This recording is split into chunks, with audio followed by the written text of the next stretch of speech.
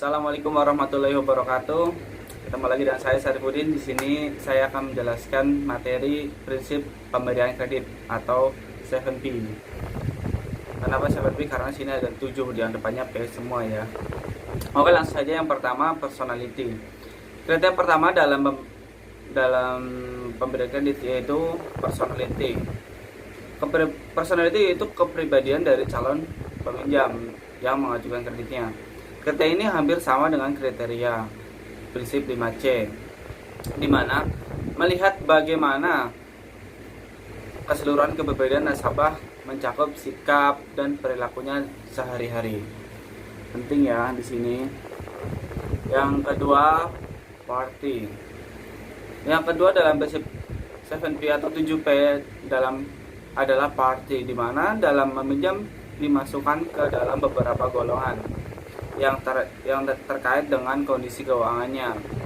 Biasanya pihak bank mengklasifikasikan nasabah berdasarkan modal yang dimiliki, kepribadian, loyalitas, dan lain sebagainya. Dengan adanya perbedaan klasifikasi dan golongan ini, akan ada perbedaan pula dalam pemberian fasilitas kredit nantinya. Jadi masih ada perbedaan ya, ada yang tinggi, sedang, dan kecil modal ini ya. Selanjutnya laptopnya lelet. Oke, yang ketiga, purpose. Kriteria yang ketiga adalah purpose, yaitu tujuan dari calon peminjam. Jadi tujuannya apa ya? Dalam mengajukan kreditnya dalam lembaga keuangan, pihak bank perlu mengetahui untuk apa modal tersebut akan digunakan. Misalnya untuk modal usaha, investasi, biaya pendidikan, atau justru kegiatan yang konsumtif, seperti membeli barang-barang mewah ya, seperti motor, mobil, dan lainnya. Hal ini juga akan menyesuaikan dengan fokus dari bank atau lembaga keuangan. Misalnya, jika bank tersebut berfokus pada pengelolaan modal, maka akan tepat bagi nasabah untuk mengajukan kredit untuk usaha. Contohnya yang satu aja, di sini kita satu lagi.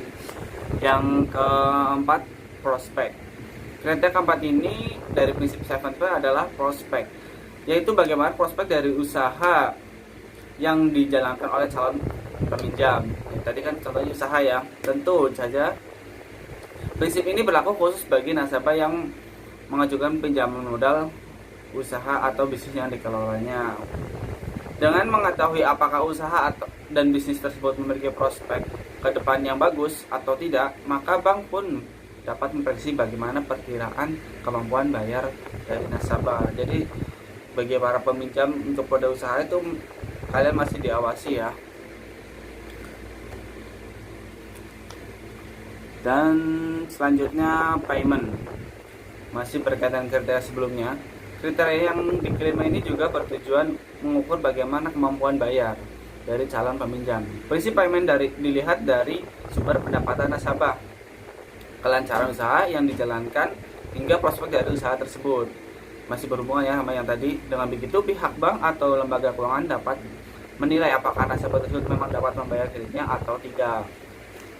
Tapi tetap harus dibayar sampai lunas ya. Kalau tidak, resikonya kalian tahu sendiri. Profitability. Kriteria keenam ini adalah profitability, di mana pihak bank melihat bagaimana kemampuan calon peminjam dalam menghasilkan keuntungan atau laba. Mesti berhubungan dengan usaha ya.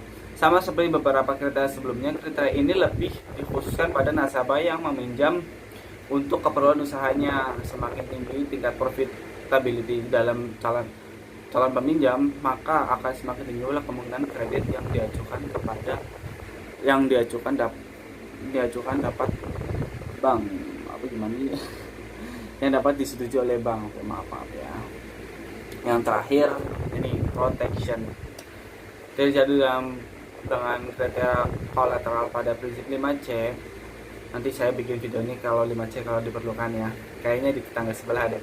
Kriteria protection ini juga mengacu pada jaminan yang dapat diberikan oleh calon peminjam. Selain jaminan berupa barang seperti aset rumah atau perusahaan, protection ini juga dapat berupa jaminan asuransi yang dimiliki oleh nasabah.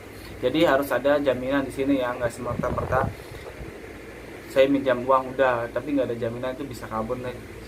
Biasanya kalau di Indonesia itu kebanyakan tanah itu biasanya dapat banyak.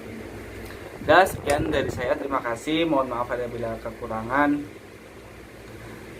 See you next time, semoga ada video baru lagi. Jangan lupa ya, tambah subscribe, like, comment, share. Terima kasih, bye bye. Assalamualaikum warahmatullahi wabarakatuh.